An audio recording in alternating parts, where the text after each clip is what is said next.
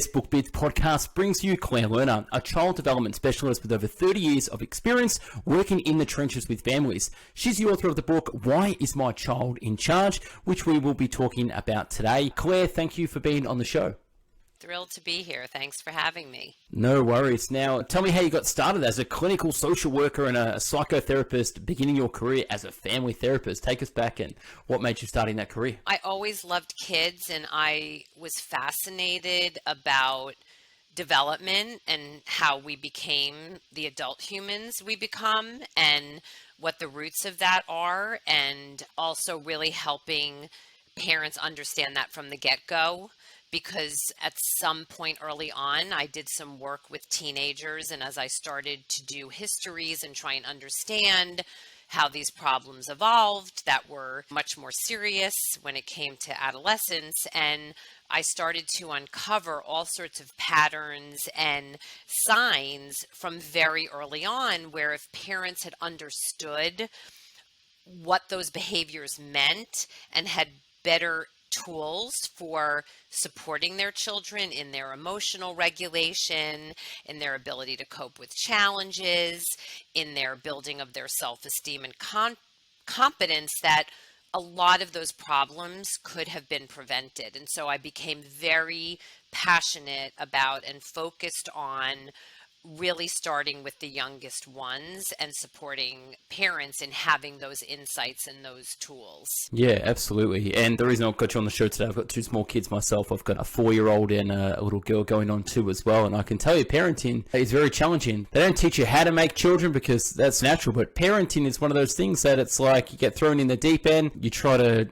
replicate what you were taught as your parents taught you, or how your parents raised you and how your family did as well. But it's just one of those issues that I'm now reaching out to experts like yourself to find out, how can I improve parenting? It is this relationship as well. Talk to me about 0 to 3. What is 0 to 3 and what do you do with that organization? So 0 to 3 is a large national nonprofit that is devoted to promoting the healthy development of babies and toddlers. And so they do that by educating parents, by educating and supporting professionals. So that could be anybody from a pediatrician to a child care provider, anybody who is in some way influencing the life of a young child. And then they also do a lot of policy work to encourage legislation that supports families with young children and gives them the supports and the resources they need to help their kids get off to the healthiest start. And I actually no longer work for 0 to 3, but I was there for 22 years, and it was a major foundation of my professional development and my understanding of the science behind early childhood and how to best understand what children need to thrive, that I now implement every day when I'm in the trenches with families. At 0 to 3, I was doing a lot of training. I was writing a lot about the translation of the science to actual practical parenting skills. And now I'm back in the trenches with families every day, really puzzling through, why is my child in charge? Why is bedtime 3 hours? Why can't I get my child to agree to get dressed in the morning and get in their car seat? Why will they not sit at the table and eat a meal? So I'm basically using that foundation and that knowledge to inform my practice every day. Yeah, and that's something we'll deep dive onto us today as well. When did the book come out, and what made you to write this particular book, Why Is My Child in Charge? And I love the title, by the way. It definitely grabbed me because my children are in charge and I want to be in charge. So yeah, tell us a bit about why you wrote the book. Let me just say, to give credit where credit is due, I did not come up with the title. I have a very brilliant close friend who's done a lot of work in communications, and when she interviewed me about why I wrote the book and what problem I was seeking to solve, she was able to just distill it down to, so the kids are in charge and the parents are really struggling with that. So credit to Leslie Rotenberg, my close friend, who came up with that. Why I wrote the book is a really good question, because as any parent knows, this field is like flooded with a cacophony of voices and content and blogs and Instagram and thousands of experts providing guidance on how to get a child to sleep, right? How to get them to cooperate, how to get them to stop engaging in sibling rivalry, and many, many maddening things that happen in the early years. So I never intended to add, right? If I was going to write a book, it was going to be because it was additive. And what happened was, in my practice, as parents would come to see me, sharing with me these very vexing challenges, often were rooted in power struggles. It was just a power struggle over everything: screen time, sweets, bedtime routines, getting through morning routines to get to school. It was endless. And as I tried to figure out where were the pitfalls, like where were things going off the rails, why was it hard for parents to set and enforce a clear limit that in a quiet moment they knew was an important limit? Like, they know that kids running around the house at 11 o'clock at night is not a healthy thing, but somehow 2 books turned into 5 books, turned into 10 books, turned into sleeping in mom and dad's bed, even though that's not where mom and dad want them. And in seeking to understand what the root cause was, because just guidance is rarely helpful. Do this. Take these 5 steps to get your child to stop having a tantrum. Take these 5 steps to get your child to sleep at night, are rarely helpful because they're formulaic. They don't take into consideration the unique child. They don't take into consideration the parents and their context and their beliefs and values, or the whole context of the family. And so I started to really, in the trenches, figure out with each individual family where things were going awry. And what I identified in that process were 8 key consistent mindsets that led parents down a path to just perpetual power struggles. And in helping parents tune into those mindsets, become aware of them, and help them make important mind shifts, which of course we can dive into, that was the key that unlocked their ability to be the parent they wanted to be, to thread this seemingly elusive needle of being that loving, warm, connected, validating parent, while also setting the clear limits and boundaries kids need to thrive. Like, I've never met a family where absent limits and boundaries were happy and joyful. Like, it's just not possible, because then parents are just stressed and exhausted and angry and frustrated all the time. And that infects the whole family. And of course, all that does is breed more acting out, because the system is stressed. There's no clear limits or boundaries to help scaffold the child learning to make good choices. And that's when I decided to write the book, because I felt like it was adding. It was offering a new insight that I didn't see out there. And so that is what the book does. It lays out, as from having read it, these 8 key mindsets, and with tons of stories from the trenches about how these mindsets lead to increased distress and power struggles, and how making the mind shifts, when you apply it to sleep, feeding, tantrums, all the chapters that I go into, showing families how changing your mindset enables you to create an approach to being that loving parent, while you're also able to help kids get to sleep on time, to have the evening you need to have to refuel, to get yourself to work and your child to school on time, to help them manage their big emotions when they can't get what they want when they want it. So that's why I wrote the book. Yeah, thank you for expanding that. And wow, yeah, 3 decades of working in the trenches with families, it definitely shows. And one of the biggest joys of being a parent is when both kids are asleep at night and you can sit back and relax, have a cup of tea and watch some TV or read a book and go, the day is over. It's like being a parent, it's like having 2 jobs. One, you go out and work for the money, and the other one is just to make sure you're managing a household. And it definitely is stressful. And one of the things you said, which I loved from the book, was it was about the parent changing the mindset. Because at the end of the day, the child doesn't know any different. They don't know there's a problem. They don't know they're causing all this stress for the parent. At the end of the day, it's if the parent can change their mind shift and implement some tools and some strategies and some things that work to balance that out. And at the end of the day, it is a relationship between the parent and the child too, which we'll deep dive into that in a second. But one of the first complaints and the most common complaints you get is, my child won't listen. My wife, it pulls her hair out because my son, my 4-year-old son, doesn't listen to her. But he listens to me. You know, what do we do? Basically, what's the question? Why won't children listen to their parents? First, I would reframe it and think of it as it's not necessarily the child isn't listening, and that may be an issue. Like, they may actually not be tuned into what you're saying, and that's one issue we can address. But more often than not, what parents are really saying is, my child's not cooperating. Like, they may be listening that I've said it's time to clean up toys, or it's time to get in the car seat, or it's time to get ready for bed, but they're not getting with the program and taking action to follow through. And that's often when parents are complaining, my child won't listen. I've told him 50 times, if he doesn't do X, Y, or Z, I'm taking away, there's no Paw Patrol.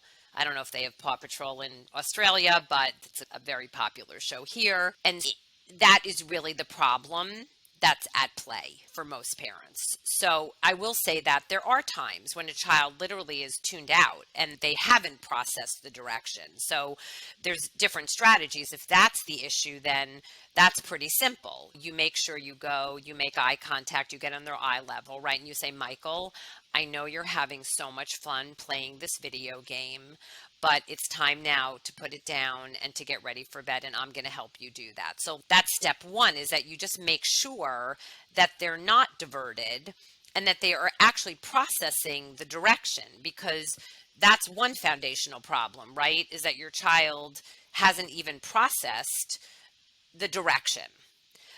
And then part two is whether they actually, with the direction.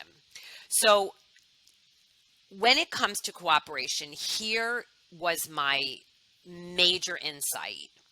That is one of the mindsets I focus on most in the book, because I would say almost 99, if not 100% of parents who come to see me, and I've seen thousands of families over the years, the main issue at play is that the parents, all of their strategies are focused on trying to get the child to change their mind and change their behavior. And that's the one thing you have no control over. Like, this is the most humbling thing that nobody warns you about when you become a parent. We come into parenting thinking we're going to make our child do this. We're going to make them go to bed. We're going to make them pee and poop on the potty. We're going to make them, and we have the power to do that. But the fact is that they are human beings. Like, they are the only ones on earth who control what they say and what they do, right? You can't like mind meld with your child and get them agree to pick their body up and come to the table, or to get into the car seat, or to stop having a tantrum. What parents control is the situation, meaning how they scaffold it and how they respond. So what's happening when there's a lack of cooperation is parents are nagging, cajoling, bribing, trying to use logic. Don't you want to be awake tomorrow and have so much fun and have energy? So don't you want to go to sleep now? And the kids, no, not really. I'm good. I'm going to be up for the next few hours. So, or we nag and they obfuscate. And that is the most maddening scenario for parents, because they end up feeling, oh my God, like, how is it, like, I run a corporation. I literally supervise 500 people so effectively. How is it that my 3-year-old is literally running the house? Like, bedtime is now 3 hours because he won't accept a limit on books or a limit on cuddle time. So the mind shift to make is to stop trying to control your child, because that's the one thing you can't make happen. And let me just, for fun, so your listeners know, they're not alone. This recent example just completely illustrates the problem of parenting by trying to get your kid to change their mind through threats or bribes or rewards. So this dad completely vexed at bedtime with this 3.5-year-old who refuses to stay in her room, right? She's gone from the crib to the toddler bed, and all hell is broken loose because now she knows she can get out of the room. And so they've tried everything. It's nag, bribe, threaten, in and out of the room 50 times, and it's 10 o'clock at night, and the parents are exhausted and angry, and everybody is suffering. And it's eroding their relationship. It's like the one time of day parents have to feel connected to their kids, right? To go through a beautiful bedtime routine and really enjoy it. And these parents are miserable. And this is very true for many families who come to see me, which is why I share the story. So finally, the dad uses his trump card. And he literally says, if you don't stay in your room, I'm taking your lovey. Okay, like her favorite doll in her bed. And this little 3.5-year-old turns around. She walks into her room. She doesn't just grab the lovey. She grabs all of her dolls and she hands them to her dad. So you see, it's have at it. Knock yourself out. What else do you got? She's basically saying, take the doll. I'm still not going to stay in my room. So you see, the kids are in it often for the power. And knowing that you want something from them becomes fodder for their power. They're not sociopaths. They're amazing human beings who already, being sentient beings, sometimes for only 24 to 36 months, have already figured out what they want and how to get it because they're very strategic. So from reading the book, another mind shift is not seeing your child as like a fascist dictator manipulator. They're strategic. They want what they want. There's nothing wrong with that. That's in their DNA, and they're going to use any tool to get it. So if they want to stay out of their room and running around the house, they are going to do whatever they need to do or whatever they can do to make that happen. It's up to the parent to set a strategy and a limit that doesn't allow that strategy to work. So we have to stop trying to convince them to cooperate because they may never get convinced. They may keep upping the ante. You want to focus on what you control. So in this scenario, what got this family recalibrated and was life-changing was basically saying, Matilda, we love each other. We love our bedtime routine. It's always hard to say goodnight. We totally get it. It's never going to be enough books. It's never going to feel like enough cuddle time. You're going to want to stay up all night. We totally get it. We don't blame you. We don't expect you to like our rule. But as your mom and dad, we're in charge of safety and health. And so we're going to explain to you exactly what to expect. Remember, you're not trying to convince her. You're just explaining, because you're a great parent, what's going to happen. We're going to read this many books. We're going to cuddle for this long. We're going to say our special mantra, and then we're going to say goodnight. And your job is just to get your body to sleep, which you're so good at.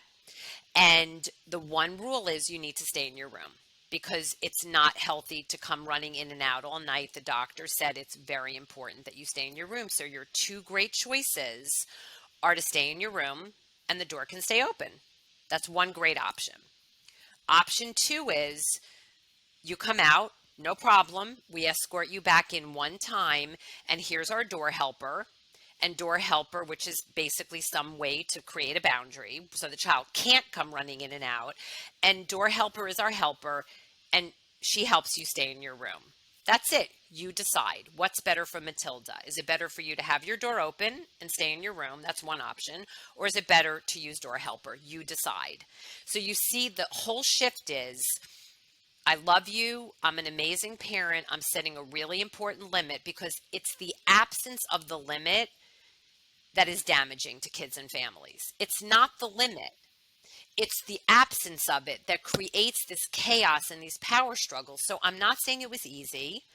The parents had to follow through. They sat on the other side of the door humming. They just told her, I'm going to listen to some music. They didn't respond to her because that just keeps the interaction going. She yelled and screamed and banged at the door. They stayed calm. They were the rock. They stuck with the limit. And within 2 nights, she was a champion sleeper. She understood that this was the limit. And it was life changing. There was more love between them. They enjoyed their nighttime ritual instead of like dreading it, waiting for the other shoe to drop. They could enjoy books. They could enjoy cuddle time. The parents had their time to refuel, have their glass of wine, watch their episode of Succession, and now you have a happy family. But it's all it. You need to come up with a plan that gives your child choices within limits. And if they can't make the healthy choice, then you need a strategy to ensure that it happens. That if they don't hand the iPad over, you say, no problem, I'll be a helper. And you take it as calmly as you can. You let them have their meltdown. You acknowledge that it's really tough. And if they need space to be upset, no problem. So let me stop because I know that's a lot. No, it's great. No, just to recap, to go back, I like how you said, get their full attention, get down to their level as well. Maybe even change the environment as well. So get their full attention, get down to their level. And then you talk about cooperation as well. So we can't change their behavior, but what we can do is communicate in a way that it is firm, it is loving, it's understanding. Don't be too analytical about it. I like the thing about giving two choices. So with my kids as well.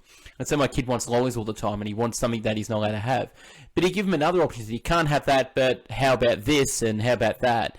Our brains are very specific. We work with the information that we give. So if you don't give them an alternative, they're just going to stick with that one alternative. 50% of the time, they'll go for something else. And one thing that I've really found as well with parenting, you need to tell your child what's going on or what's happening, or you recap the day and how they've been. Like, they have to process information as well, so to help them process things as well, or processing the next steps.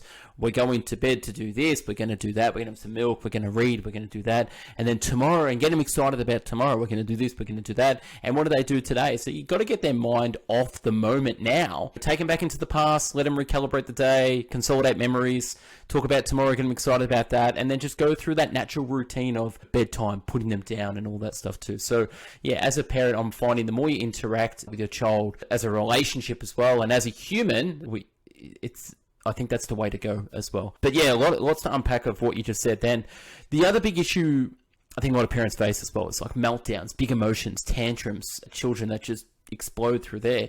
And yes, we have highly sensitive children, which you can touch on as well, and why that's a little bit different. But how do we deal with meltdowns? How do we deal with tantrums? And how do we deal with big emotions as parents? So I think that this is where like that important mind shift needs to take place in order to be able to effectively manage the meltdown in a way that, again, threads that needle of being loving and being your child's rock while also creating boundaries. So the first mind shift is like your child is not melting down on purpose. There is so much brain science now that shows that when the child is triggered by an emotional reaction, which could be something unexpected happens, you show up to pick them up from preschool when they expected grandma. They wanted their sandwich cut in this direction and you cut it in this direction, right? You put their chicken too close to the rice. It could be anything. You're not giving them another episode of their favorite show. When they're triggered into upset mode, what we call their downstairs brain takes over. So even though your child knows, like you've told them about the limit, or they know that it's not okay to grab from their little brother or sister, or you've prepared them that you're going to the grocery store and you're not going to be getting chocolate, and they're great about it in theory until they actually see the chocolate, and then they want the chocolate, and when you say that's not an option, they get triggered. And when they get triggered from their downstairs brain, which is their impulsive reactive brain, the frontal cortex, the upstairs brain is the part of their brain that enables kids to calm themselves, manage their emotions, think through their feelings. But during the tantrum, they're flooded with emotion and that frontal cortex is not working. And so they're losing it. And sometimes it can become physical. Sometimes it's just they're throwing themselves on the floor. But the first thing to remind yourself is, I have a great kid having a difficult moment. That's what I really encourage my parents to think of it as. Your expectation now that they were going to be able to manage not getting an extra sweet after dinner or not getting an extra book at bedtime, they're not able to manage. In that moment, it's too hard for them. So you want to have compassion for that. These are hard things to learn to accept. At the same time, you want to not delve in. Here's what I would say is the biggest pitfall for most parents is that they've gotten from social media and from reading a lot about child development that kids need compassion, they need empathy, they need you to validate their emotions, not to judge their feelings, right? Like you could get on board with why would a child be happy that you're limiting bedtime? Who's going to be happy about that? So you acknowledge that feels uncomfortable or is a disappointment, but then you also need to set the limit and allow space for the meltdown. And that's often where the problems actually take place, is that parents are often doing too much in that moment. They want to talk to their child, they want to get them to talk about their feelings, and it's overwhelming to the child in that moment. They're doing it out of love. In reality, it's only adding oxygen and dysregulating often the child more, or they're trying to talk their child out of it. They're trying to use logic. You got chocolate last time and you already had chocolate this morning. The child's brain is not in a rational state at that moment. So the more you try to use logic, I get video every day from families so I can actually see what goes on in their homes, so I can really tune into what these parents are dealing with. And I see every day kids, the parents like, I know you're really upset. I'm not upset. Stop telling me. It's time to take your deep belly breaths. And they're like, stop telling me that you take belly. In that moment, what they need is, I know it's a tough moment. It's really hard when you expected we could go to the playground and we can't. I totally get it. If you need space to be unhappy about it, it's totally fine. I can help you calm. I can help you find something else to do. But if you can't do that right now, no problem. And then you just give them space. The more you try to make it all better, talk about their feelings, try and get them to problem solve or minimize their feelings, make them feel like they're overreacting, the worse it gets. So tantrums are to be expected. Your kid's not misbehaving. They're not spoiled. They're a great kid having a hard time managing some kind of limit. They need you to hold the limit because that's what helps kids eventually learn to adapt and to be flexible. And that's when you start to see the reduction in tantrums. So they need you to completely validate, but also hold the limit and give them space to weather the storm so that when they do calm down, you're like, wow, bud, that was tough. That was really hard. You really wanted that extra episode and it wasn't possible and you were able to calm yourself and be flexible. What would you like to do now? Yeah, it's perfect. I can't add too much to that. It is hard being a parent. Tell me this, right? So parents come to you about their kids, but they're really coming to you about themselves. What do parents want mostly? Is it a decrease in stress, the environment, more sleep? They want A+ kids. What do parents really want from your experience working with not kids for 3 decades, but parents? What do parents really want from you? Well, what they want is they want to be really empathetic, connected parents. They want to be close to their kids. They want a strong bond. They want to respect them. They want to give them choices. Like those messages from the last 20 or 30 years as the brain science really exploded and we started to understand how deeply feeling young kids were and how deeply they are affected by their early experiences and how important the quality of the relationship is to make them feel good about themselves, to let them know that all feelings are welcome, all feelings matter. That message has gotten across and parents really want that. And they're doing a great job of that in those quiet moments.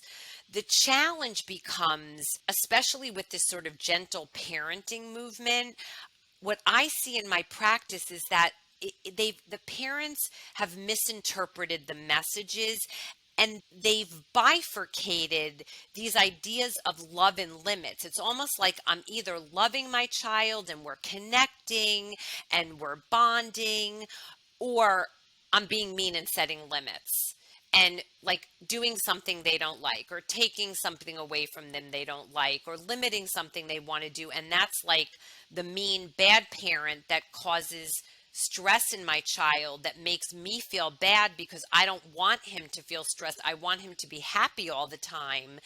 And so they don't get comfortable with the limit part of the love. So what I'm helping parents do is see that it's hard to be the loving parent you want to be if you're not in charge. Like, being in charge isn't being a fascist dictator telling your kids what to do, telling them to go to their room when they're not getting with the program. That's not what this is. This is, kids need limits and boundaries so that they're safe and healthy, and they go to bed on time, and they get to school on time, and they can't be destructive. And there is a way to do it. It's all the way you do it. If you do it in a loving way, in some of the examples I've already given, right?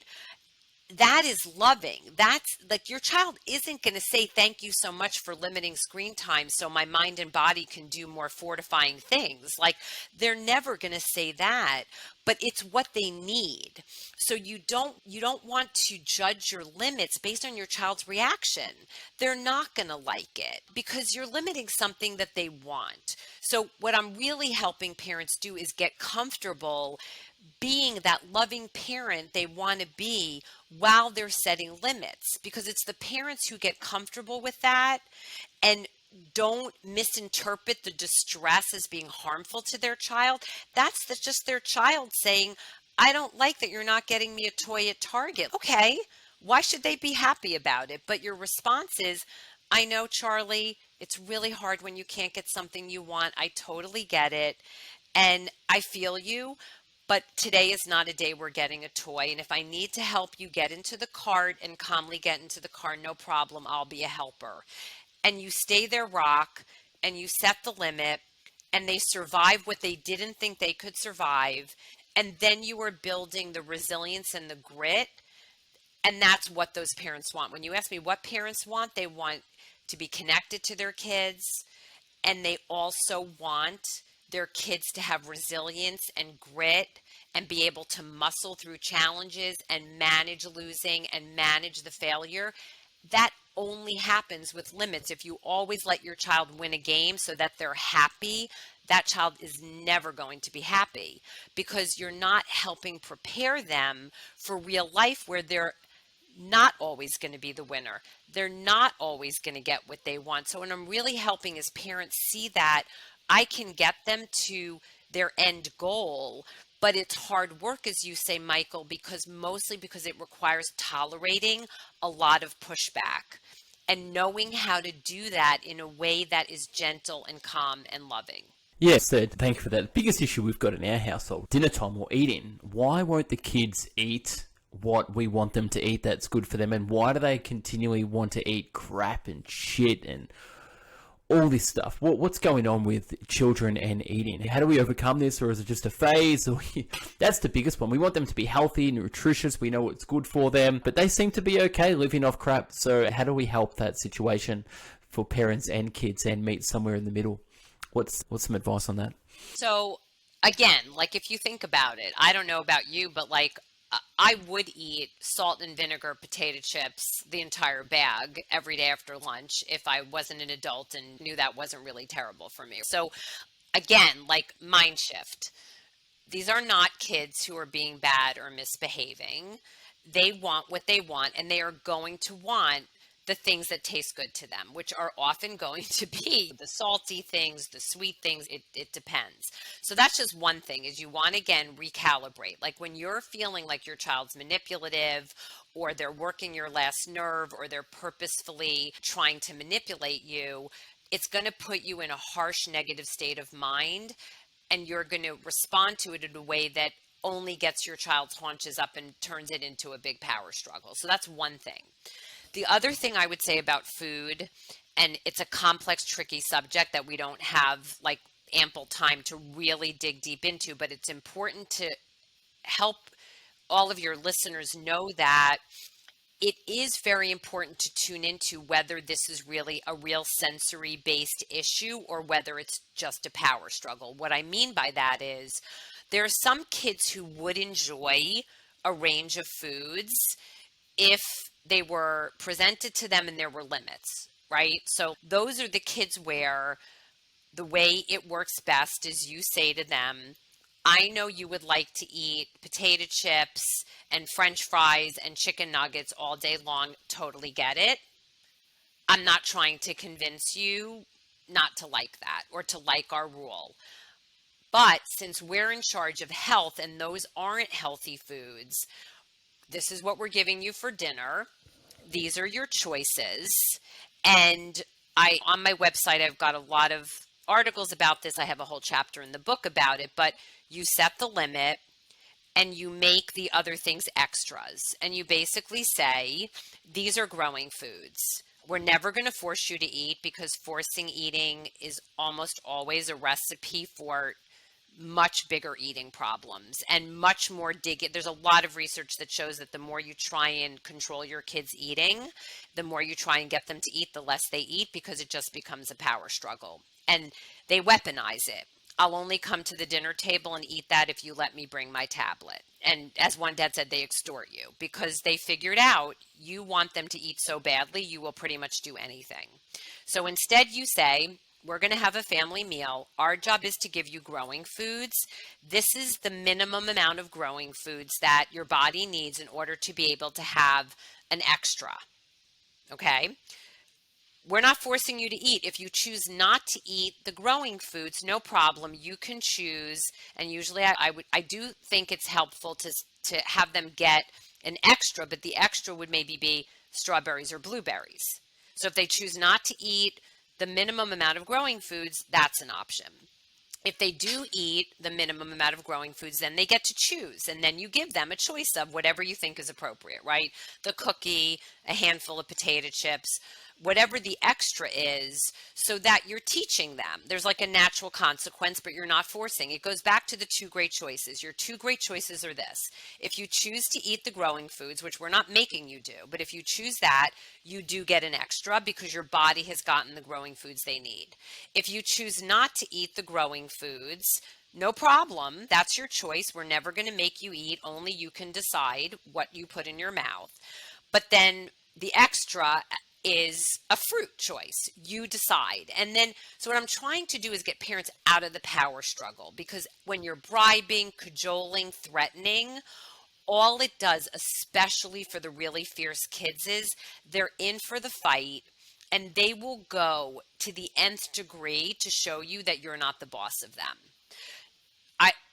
There are kids who have sensory issues around food that are real. Like they're not making it up. They have real aversions. Sometimes it's to smell, sometimes it's to taste, sometimes it's to texture. And if you sense that your child has a real sensory aversion, it's very important to explore that either with an occupational therapist, are usually the best suited in our area. There are a lot of occupational therapists who work with kids through a very fun intervention where they're exposing them and helping their systems get comfortable with these foods, which is why we never force no matter what. But some kids need more exposure and more help getting comfortable with foods that they initially are averse to. Sometimes it's the way they look.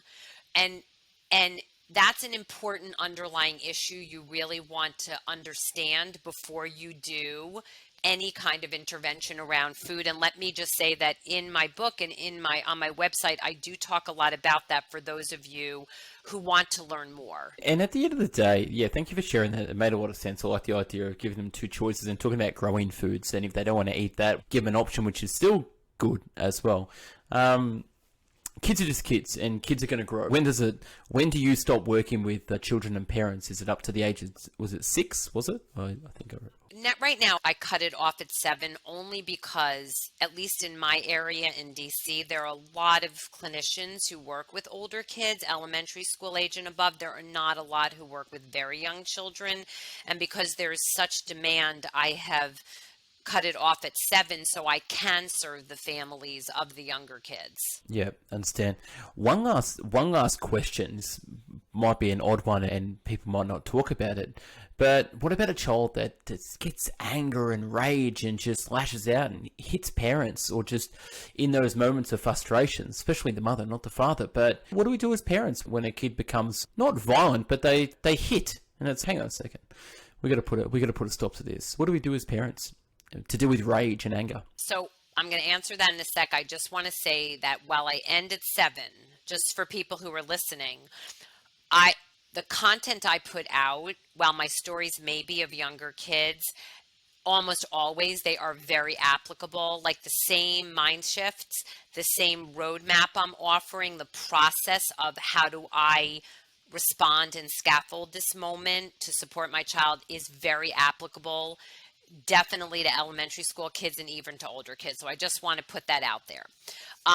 So you're raising a really important issue, Michael, and actually it's like a major conundrum for many parents who come to see me, because what they've heard is that you have to stay connected so you can, like, creating space or giving your child a break. I don't even call it timeout anymore, and I'll explain that. Is detrimental to your child and harmful to them, because you're giving them the message that, like, I don't care about your feelings, go away, I don't like you right now. That is not the case at all. It's all the way you do it. And the reason I raise it is because if you have a child who's a really big reactor and gets triggered to the point that their body is literally acting before their brain, that's the way I talk about it with kids and parents, that you're a great kid having a difficult moment and your feelings are so big and overwhelming that your body is acting before your brain. I know you don't mean to hit or kick or spit or whatever they're doing. You really want, in a quiet moment, not in the heat of the moment, in a quiet, because in the heat of the moment, their brain is closed. They just need a boundary and space to get back to calm. So not in the heat of the moment, if you have a kid who's a big reactor like that, the messages they need to hear are, we adore you, we are your people, we get you. We know that you are a deeply feeling person, and that sometimes when your feelings are so big, your body acts before your brain, and you do not mean to be hurtful.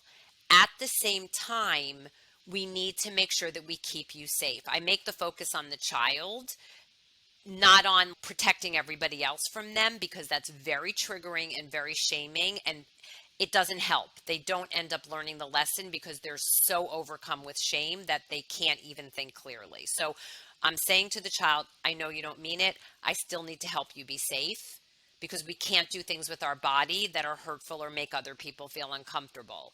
So here's what we're going to do. When your body is acting before your brain, I'm always going to give you a chance to do something else that is not harmful. So my go-to is always, do you need to hit? Great. Here's a punching bag to hit. Do you need to kick? Here are things you can kick. Do you need to pull? Do you need to spit? Here's a bowl. Like, literally, I know you don't mean to do that. Let me help you find something else. If that works, awesome. Gold star parenting. You've said, I get you. I'm not going to let you do that. I can't let you be hurtful. I'm going to help you find another way. If that doesn't work, right, the belly breaths, the having them jump up and down 10 times, they can't access it. They can't take advantage. You say, I know, but I'm going to be a helper. We're going to take a safe space break. And basically what the safe space is, it can be their room, because it's not punishment.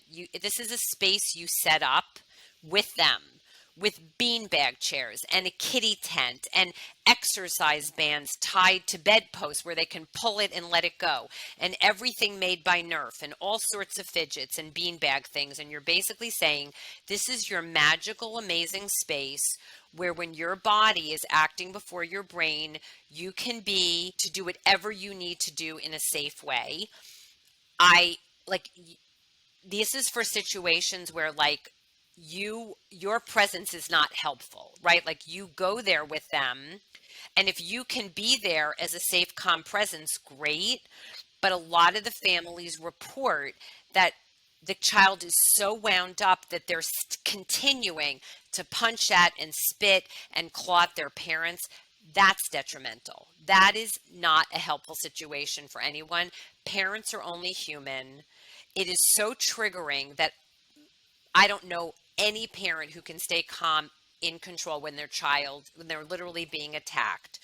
They need to be their rock, and the only way to do that is to create a boundary. So parents go on the other side of the door and they hum and they just say a mantra so the child knows they're there, and you're creating a boundary to prevent that, like, literal physical back and forth that is so detrimental to kids and families, where parents are like begging and pleading kids to stop scratching, hitting, punching, kicking, and the child literally can't. So it's an unrealistic expectation. So I find that's my version of taking a break.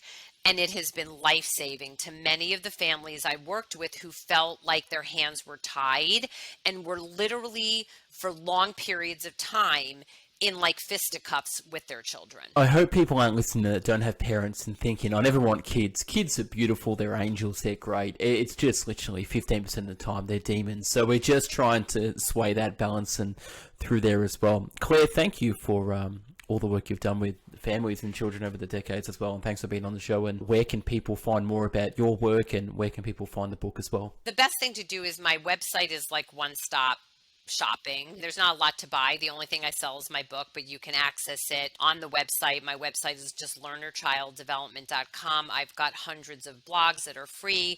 There's a whole section on the book. You can follow me on Instagram. That's really largely the platform I use to communicate regularly. And I do have a free newsletter that comes out every 3 weeks that you can also access through the website. Perfect. Again, thank you for being a guest on the Best Book Bit podcast. And yeah, thank you for writing a great book, and enjoy the rest of your day. And to my audience out there, go follow Claire, read her book, follow her advice, and do have children. And at the end of the day, kids are kids. They grow up to be teenagers, adults, and we'll look back at the kid years and think, oh God, I wish we could go back. But yeah, that's it. Okay, enjoy the rest of your day, and I'll speak to you soon. Thanks so much, Claire. Okay, thank you, Michael. All right, no worries. Bye. Bye.